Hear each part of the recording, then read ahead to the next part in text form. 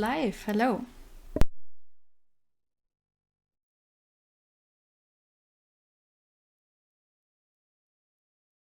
Company in Vienna called Mipumi Games. For those who don't know me, I started out as a pixel artist in the demo scene animator in Graz, so the home of GameDev Days, and moved to Vienna in 1998 to make games. And yeah, so today I'm going to talk to you about the last game that I worked on and that I was a creative director on, called the Flower Collectors. So the Flower Collectors, what is the Flower Collectors? It's basically a first-person game where you get to solve a crime in a wheelchair. The crime's not in a wheelchair, but you are in a wheelchair. You play Jorge, a retired policeman, and you solve a conspiracy by combining the clues. And all that stuff looks a bit like this. So it's a 3D game. It's always from your point of view. And yeah, this gives you a short overview of the game.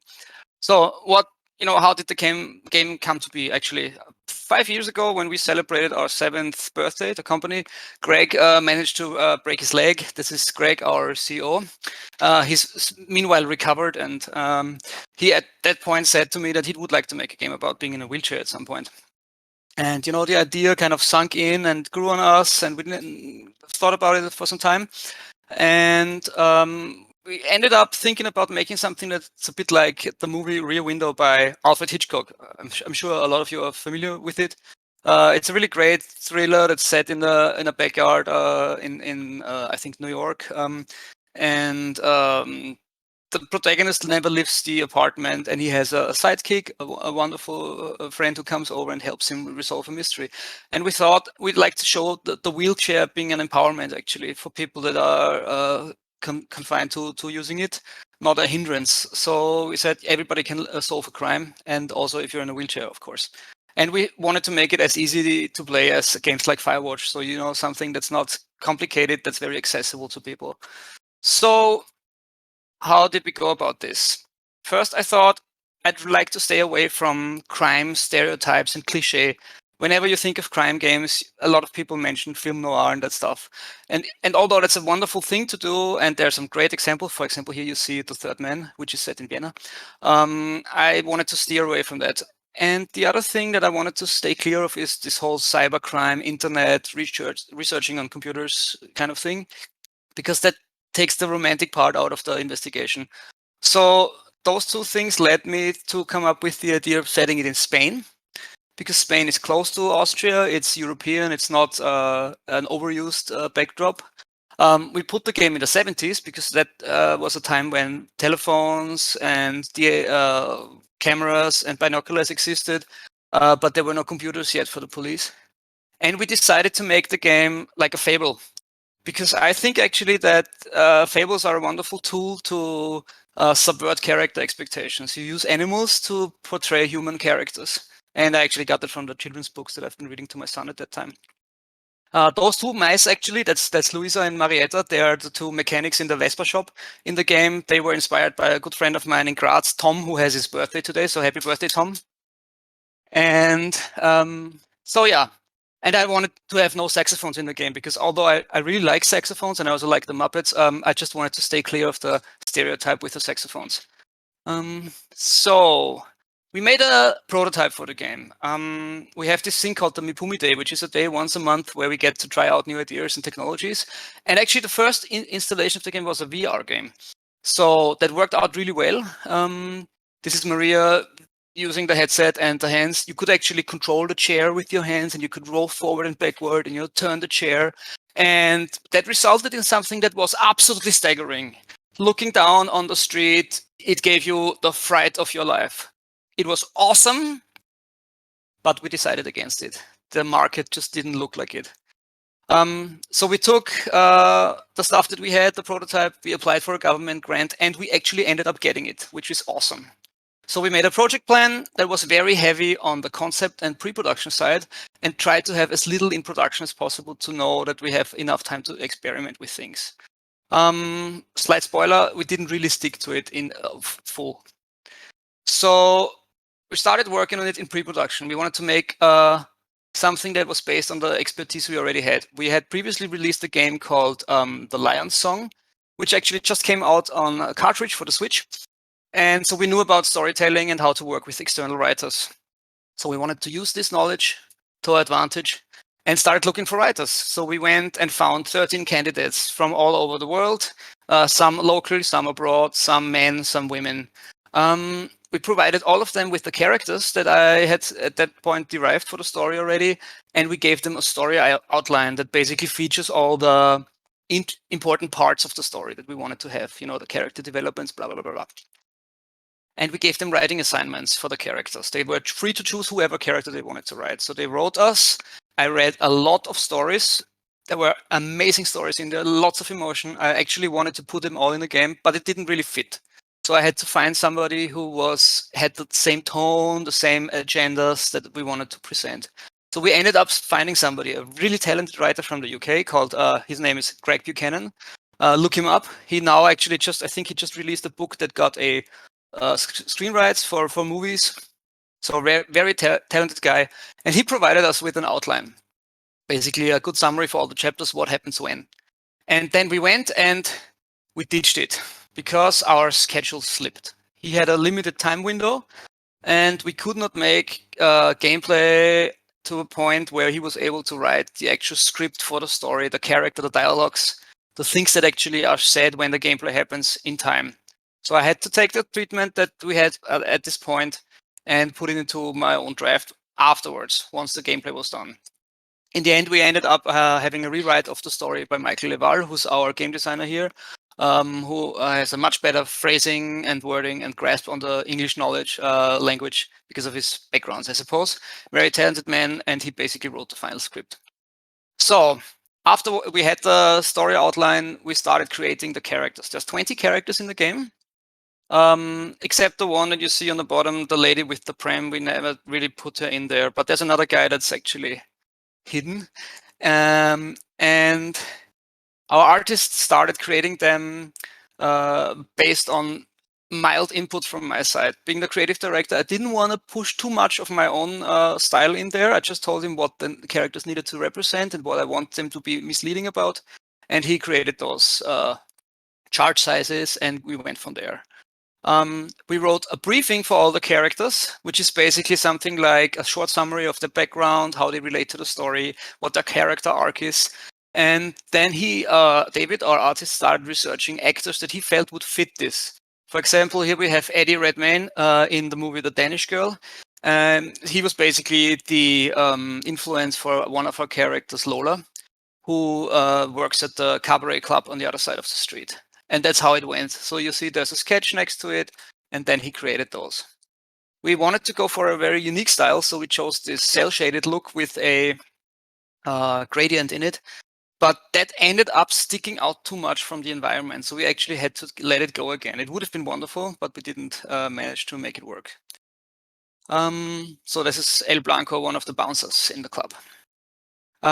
We used character animation tools from Mixamo, which is a website, I think, run by Autodesk or Adobe, where I think it's Adobe actually, where you can rig characters that you upload and get pre-made animations for a fixed amount of money, which is just awesome for us because at that point we were just 2 people on the team.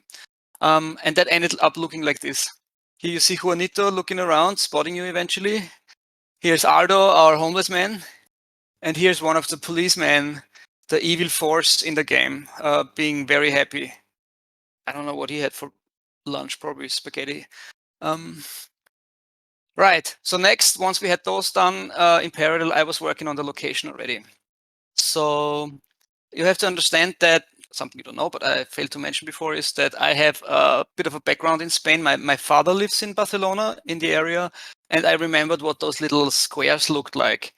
So I started drawing out something from memory, but also from reference pictures that would feature all the elements I wanted to show in the story without being too close to the rear window, which is text place in this backyard. So we choose this town square instead, and I mapped this all out for our artist. Then we defined pillars that we wanted to base the artwork on. There's fragility, which we showed by using this telephone lines and broken elements. And there's the really great juxtaposition of old versus new that you find in Barcelona and a lot of European cities, actually, where you have this classic Art Nouveau architecture from the end of the 19th century and modern concrete stuff to represent the society at that time. We then went to get references using photos, which is just normal, but also Google Maps, which proved to be very helpful. So this is actually a screenshot from Google Maps, or rights reserved, of course, of the church that we ended up using. So that's really great because it gives you a spatial understanding of the place. I can recommend doing that if you want to look for references in locations. Then David created a color palette that fit the tone that we wanted to go for. It was more a Southern European warm tone, not the classic rainy cold blue, and started sketching out the area based on my initial drafts. And this is what it ended up looking like, actually. Here you can actually see the view from your apartment with the transmitter in your hand, looking down on the crime scene. You also see a couple of characters standing around and the police. This is basically what the game looks like most of the time during the day. So how did we go about creating the story? As I said before, we had this timeline with the ups and downs. So I dissected each of the 10 chapters into drafts that featured story beats. And those beats were used as a basis for the chapter creation. By beat, I mean something that happens one after the other. Somebody comes, it's like a cut in the movie, something happens, you interact, the game reacts to that, you interact again, that sort of stuff. And we used a nomenclature for those beats. You see those in the titles here, that we later used in scripting. So whenever you looked at the dialogue script, you could immediately associate the in-game scripting with the dialogue script. And for the writing, we still stuck to the standard movie script format, which is a standard you can download anywhere on the internet. I actually made a little macro for WinWord to use this with shortcuts. It helps you to get a feeling of the pacing and the timing, because basically when you read a movie script, each page has a certain amount of time associated with it, and you, by just reading through it, get a feeling of how the scene is going to play out. And that stuff then was put to clear level designs that we put on Confluence. We designed this overview map for each chapter, and here you see two main prevalent colors, which is red and blue. Red was the main story, blue were the side stories for side characters, and then their movement patterns. Here's a couple of examples for those. Here you see the radius for detection for the police, hiding behind palm trees from one to the next, behind cars. That's kind of like for each of the chapters, there were a couple of those images. And each of the images was associated with the beat timeline that the level scripters could then look to. At that time, we were still two people working on the project. Then a third person joined us, Marcel, our QA and game design man, and he actually took over scripting those levels based on the beats. Here you see Fungus, which is a plugin for Unity. Oh yeah, sorry, I forgot to mention, we made the game in Unity. So here you can actually see those nodes that are the story nodes relating to the story beats nomenclature that I mentioned before, the little blue bar here. And that was how the story progressed. And at the end of each chapter or level, we actually had the players assemble the story again on a wall. You know, these classic crime walls in movies where you have the people connecting stuff and, you know, manically tracing lines and stuff. We tried that out in the beginning, it didn't work. So we scrapped it and went for the newspaper approach, because one of the characters is a newspaper journalist. So you have to assemble a newspaper page made of facts and photos to represent what you just lived through that chapter, which was a great way of retelling the story and getting people to understand what they just saw. So how did this actually work out? Well, in reality, things are a bit different. I already mentioned that we slipped the schedule for the writer, and we still needed to make it on time and budget because we were bound by the grant, and we also didn't have infinite money to spend. Early on in prototyping, we ditched something that we called variable time slot storytelling. We wanted to have characters on the main square, you know, moving around, repeating things that they do, and then you were able to photograph those things and piece together the puzzle. We couldn't make it work. I think it's possible to do it, but it requires a lot more research and technical planning. So we ditched that very early on. We very late in the game ditched the stealth gameplay, which is the saddest part because we actually had that working already. So when you buy the game now, you might still find things where you can imagine that this made sense. You were actually able to sneak around the police and stuff. It just broke the storytelling in certain parts, and we couldn't fix it in time anymore. It was too unstable. So we had to take that out very late. That hurt us a lot. We wrote the story in-house, which we didn't plan because I actually like working with external writers and I know that they do a very good job usually. That also cost me extra time. And we ended up using animations from an online resource because we didn't have the manpower or the strength to do it ourselves, which made it a bit repetitive. But we did find a really great musician, at least, that was local as well, Florian Spies. Check him out. He's awesome. And he recorded the whole thing with his band and actually just told him not to use any saxophones. So yeah, he stuck to that. So what went right in the project? I think we got the initial setting right. I think Spain worked really well. The time was amazing. Most people don't know about the 70s, about the end of the Franco regime area, fascism giving way to democracy, lots of political stuff in there. The voyeurism, spying on other people, that comes across really well. The social divide between old lonely people and youngsters, revolutionaries, all stuff that really happened in that time is actually in there. And I think that worked out really well. I hope the direction worked out. I think it looks very together. The game has a nice look and feel to it. And I'm very happy with how we worked on that. And we kept it simple. It's actually something that everybody can pick up and play. Production was awesome. We have a great production team that picked up after I left the project, that basically did the localization. They sweetened the gameplay. They took out all the edges. They rewrote some of the script, foolproofed it, and they recorded voice, which was amazing. We have actual voice recording in a small indie game, which was quite the thing to do. And yeah, as I said before, the music worked out really well for me. It actually reflects the gameplay and reacts to it. And he used the trumpet instead of the saxophone. So yeah, that was good. What was left on the way? Well, as I said, the story writer, something that hurt us a lot. Side stories of the characters are in, but not as an explicit thing that you can discover. And stealth as a vital part of observation. I wanted to make it in a way that you had to dodge in your chair in order not to be seen. That did work in VR, but it didn't work in the classic controller and mouse game anymore. So we left it out. Lessons learned for you guys. It was a new game for us, and so we decided that next time we're just going to focus on one new thing that we add to the stuff that we already know how to do. I think that's a very good advice for everybody. If you can make it work like this, just add this one new section, gameplay, type, whatever it is, and work on that. Custom game logic always requires editing. You spend insane amounts of time if you have a hacky solution, and it will hurt you till the end. So make an editor part of your pipeline. Gameplay trumps everything. You try something out, and if you don't feel like it really fits, just ditch it immediately. It always hurts, but gameplay is more important than anything else because gameplay should transport the story. And get everything done in pre-production. Don't wait till production like we did with some of the gameplay. Get it done, and then you can base your content and story on that. If the game is only gameplay based, well, then you have to get it done anyway. Yeah, use it as a basis. And be meticulous about planning out each of the gameplay elements. Make sure that you have like a storyboard for each of the elements, what you expect to happen, what happens, and then stick to that and try it out. It's amazing how much the brain fills in when you think about an idea, and what actually happens when you program it and create it is quite different. Cinematics, really hard to do when they're in-game, easier when they're after cuts. So requiring positioning of characters and various stuff like that, try this early on if you want it. Loca and voiceover. Loca kills you if you don't have a Loca pipeline, so get that done and out of the way. And voiceover, you need to have a plan for that.